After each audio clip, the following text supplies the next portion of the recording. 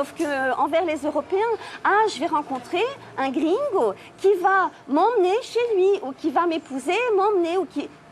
Donc c'est le rêve et je vais pouvoir enfin sortir de cette situation.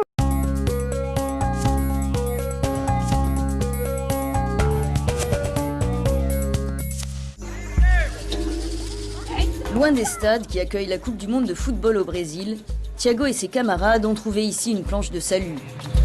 Le football est l'une des alternatives à la rue que propose l'association Barraca da Amizade aux jeunes de quartiers défavorisés de Fortaleza, capitale de la région du Ceará, au nord-est du Brésil.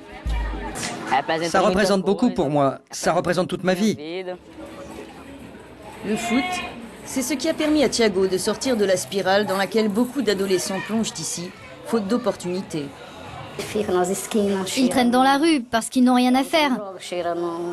Ils tombent dans la drogue. Il y a beaucoup de vols. Les efforts des associations ne suffisent pas à répondre aux problèmes sociaux des communautés comme celle-ci.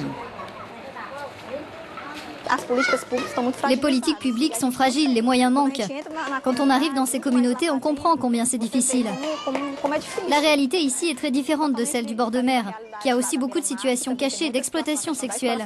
Beaucoup d'enfants et d'adolescents sortent d'ici pour aller se prostituer là-bas, dans les quartiers plus animés.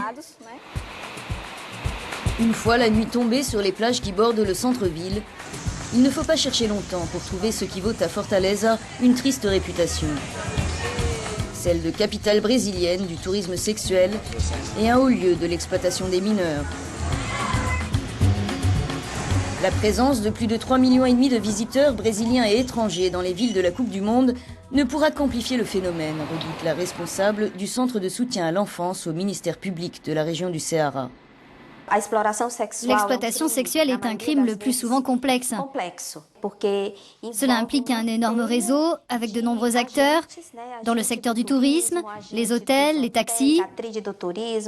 Les agents de l'État sont impliqués, des policiers, des responsables des services publics, des fonctionnaires. Consigne a été donnée pour interdire aux prostituées l'accès aux abords du stade flambant neuf de l'Arena, à la périphérie de la ville. C'est pourtant là que nous rencontrons Diana, 17 ans.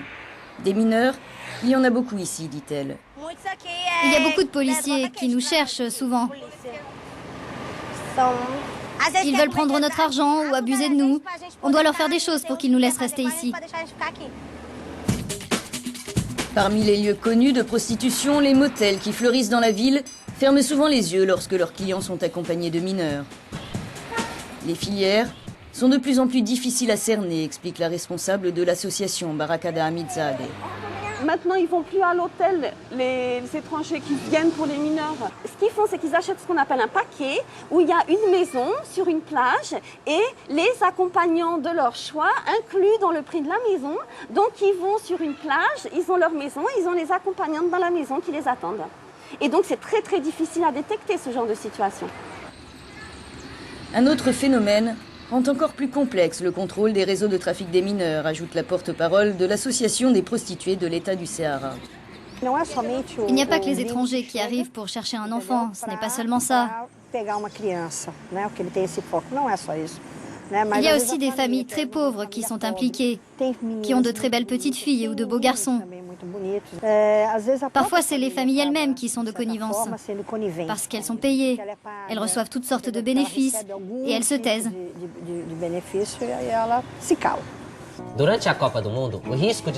Une campagne de sensibilisation internationale, partiellement soutenue par l'Union européenne, a été lancée à l'occasion de la Coupe du Monde. Elle est mise en œuvre par le service social de l'industrie du Brésil. Il chapeaute un programme national de réinsertion de jeunes sortis des réseaux de prostitution via l'association Vira Vida. Si l'exploitation de mineurs est passible de poursuites, l'impunité règne le plus souvent, déplore la coordinatrice locale du programme. Il y a des cas qui arrivent à la surface, qui sont dénoncés. Finalement, ils se perdent en route, ils sont archivés et les grands agresseurs ne sont pas punis. Notre société est aussi une société machiste et bien souvent, les gens ne considèrent pas l'exploitation sexuelle comme un crime.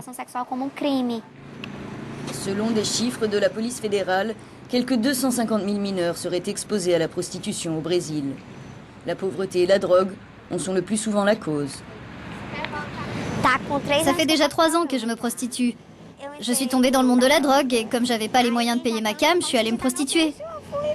J'ai déjà eu des relations avec des étrangers. C'est bon, assez parlé. Ça va être la catastrophe ici parce que le stade de foot se situe dans un endroit où il y a déjà actuellement une guerre pour la domination du trafic de drogue. Le trafic de drogue et l'exploitation sexuelle étant très liés, donc ça atteint directement les situations. Pour compléter, la majorité des filles et des garçons qui sont ceux qui se prostituent sur les avenues, là, autour du stade, elles ont le rêve américain, on va dire, sauf qu'envers les Européens, je vais rencontrer un gringo qui va m'emmener chez lui, ou qui va m'épouser, m'emmener, ou qui...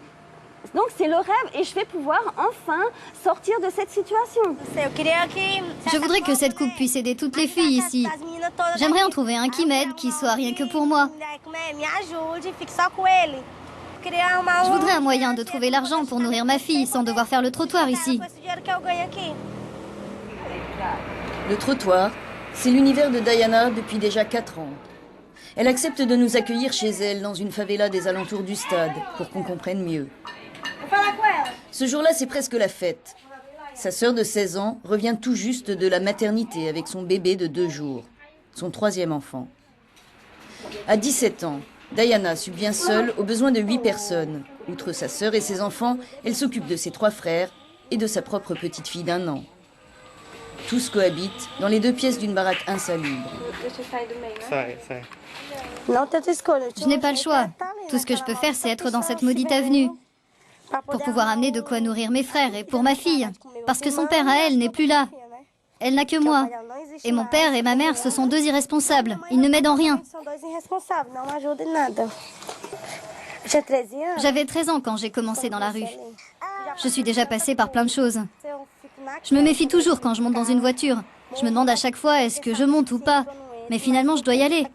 Parce que si j'y vais pas, comment est-ce que mes frères vont avoir de quoi manger dans leur assiette? Comment est-ce que les petits vont avoir des couches? C'est très risqué. Il y a des types comme on en voit à la télé qui vous agressent et qui tuent. Et une fois qu'on est rentré dans la voiture, s'il se passe quelque chose, il n'y a pas d'échappatoire. Un risque quotidien qui lui rapporte juste de quoi couvrir l'essentiel et l'école des plus grands. Loin des fastes de la Coupe du Monde, elle n'a qu'un rêve, donner aux enfants une vie meilleure que la sienne. Je sais pas. Ce que Dieu me dira de faire, pourvu que ce ne soit pas cette vie que j'ai vécue jusqu'à maintenant, moi j'accepterai. N'importe quelle proposition, j'accepterai. Tant que ça donne à manger à ma fille, à mes frères, c'est bon.